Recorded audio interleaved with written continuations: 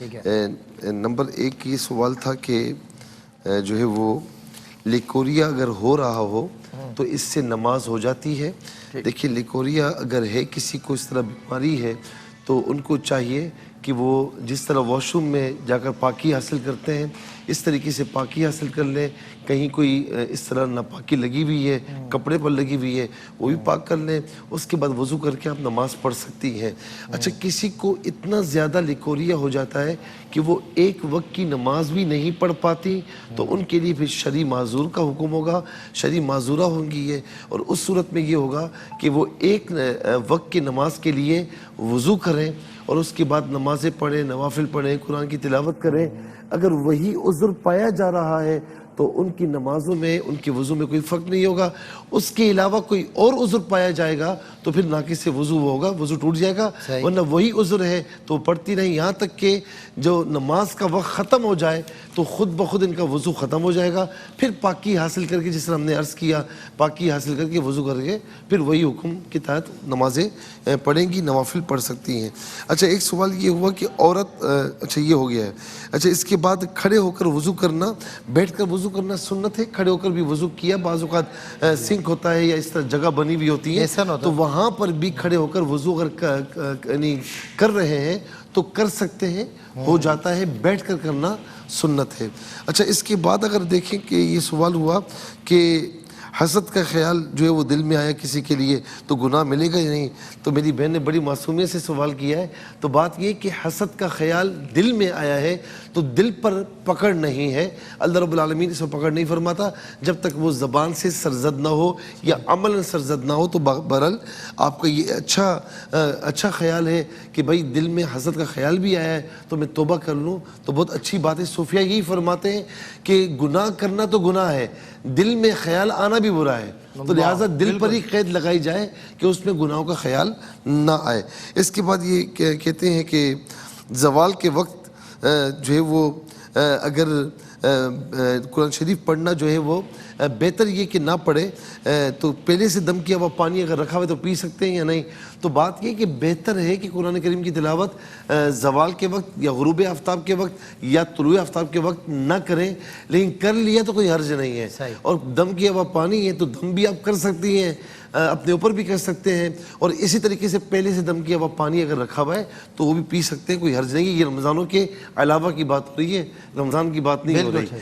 اس کے بعد ایک سوال یہ ہوا کہ بھائی کو گردے میں تکلیف ہے تو اعتکاف میں بیٹھے ہوئے ہیں, تو اب اگر کوئی ایسی تکلیف خدا نہ خواستہ, ہماری دعا ہے کہ اللہ رب العالمین آپ کا اعتکاف مکمل فرمائے, برکت عطا فرمائے, ایسی تکلیف ہو جائے کہ جس میں قابل برداشت نہ ہو تو اس میں بامر مجبوری اگر ڈاکٹر کے پاس گئے اس میں کوشش یہ کریں کہ ڈاکٹر کو بلوا لیں مسجد میں تاکہ وہ مسجد میں دیکھ لیں آپ کا اعتکاف بچ جائے. لیکن اگر آپ کو ڈاکٹر کے پاس جانا پڑ جائے تو ڈاکٹر کے پاس آپ چلے گئے تو گناہگار نہیں ہوں گے, لیکن اعتکاف بہرحال ٹوٹ جائے گا. پھر جب صحیح ہو جائیں تو اعتکاف کی جو ہے قضا کر لیجئے گا.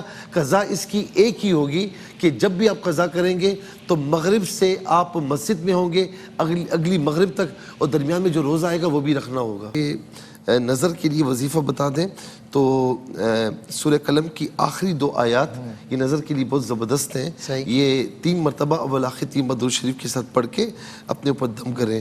اچھا نماز عید میں عورتوں کا حکم, نماز عید مردوں کے لیے جو ہے وہ واجب ہے, اور عورتوں کے لیے جو ہے نا یہ یوں سمجھ لیں کہ نہیں ہے, ٹھیک ہے نا, عورتوں کے لیے نہیں ہے. وہ گھروں میں بھی عید کی نماز نہیں پڑھیں گی. ہاں اتنا ضرور ہے کہ کسی مسجد میں, بہت بڑی مسجد ہے, اہتمام ہے وہ خواتین کے لیے, اور وہاں پر بالکل علیحدہ سے رکھا ہوا ہے, وہاں جا کر وہ پڑھنا چاہتی ہیں, پردے کا اہتمام ہے, انٹرس یعنی انٹری اور ایگزٹ بالکل خواتین کا مختص ہے, کوئی مسئلہ اس میں نہیں ہے. تو اگر وہاں پر اہتمام ہے تو وہاں پر جا کر پڑھ سکتی ہیں, لیکن ان کے لیے واجب وغیرہ نہیں ہے. اچھا پھر اس کے بعد یہ سوال کی فقہ کے 4 امام ہیں تو ایک کو فالو کرنا کیوں ضروری ہے.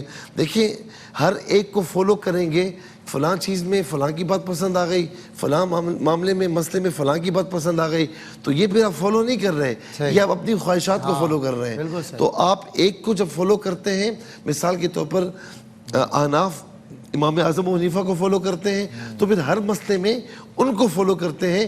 ایسا نہیں کہ کسی مسئلے میں یہاں کی بات, کسی مسئلے میں وہاں کی بات, ایسا نہیں ہوتا.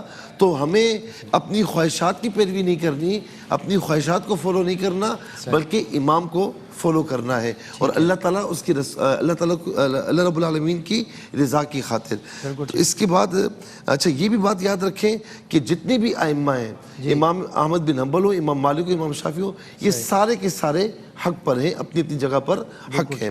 اچھا اس کے بعد ایک سوال یہ ہوا کہ ماہ رمضان میں ایک مانگنے والی آئی تو پانی پلا دیا.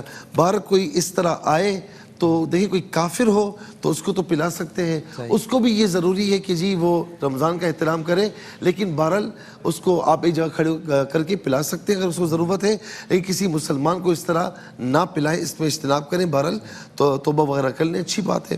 اس کے بعد جو ہے وہ اعتکاف میں بیٹھی ہوئی ہیں بہن, تو کچن سے کوئی چیز لینا تو ظاہر کوئی اور ہے ہی نہیں ہے آپ کے سوا, تو آپ لے سکتی ہیں, اس میں کوئی کباہت نہیں ہے, لیکن لے کر فوراً اپنی جگہ واپس آ جائیں. تراویح میں سورہ اخلاص کے علاوہ کوئی اور صورت یاد نہیں ہے تو کیا کریں, وہ اور صورتیں یاد کریں, چھوٹی چھوٹی صورتیں, جب تک یاد ہو تو سورہ اخلاص پڑھ سکتی ہیں. کاروبار میں برکت کے لیے دعا تو یا رزاقو یا اللہ کثرت سے پڑھیں. 13, 14 اور 15 یہ ایام بیت کی جو روزے ہیں, اس میں شوال کے روزوں کی نیت بھی کر سکتے ہیں. میری بہن ایک وقت میں تو ایک ہی ہوتا ہے نا, تو آپ 13, 14, 15 کی نیت کر لیں, شوال کی نیت کر لیں. ہاں ان دنوں میں رکھیں تو اللہ رب العالمین این ممکن ہے کہ آپ کو دونوں کا ثواب عطا فرما دے, لیکن ایک وقت میں ایک ہی چیز ہوتی ہے. ایک سوال یہ ہوا کہ نماز تراویح میں 2 رکعت کی نیت کیسے کریں گے. میں نیت کرتا ہوں 2 رکعت نماز تراویح کی واسطے اللہ تعالیٰ کی, منہ میرا خانہ کعبہ شریف کی طرف, اللہ اکبر. میں نے بالکل آسان انداز میں ان کو بتا دیا. 15 لاکھ روپے رکھے ہوئے ہیں اور تقریباً 1 تولہ سونا ہے, سال گزر گیا ہے تو اس پر بہرحال زکوٰۃ ہوگی, کیونکہ یہ آپ کا مشترک یعنی نصاب ہے نا, پیسہ بھی ہے اور سونا بھی ہے, تو اب اس میں دیکھا جائے گا کہ 52.5 تولہ چاندی اس سے بہت زیادہ بنتا ہے, تو اس پر زکوٰۃ ہوگی.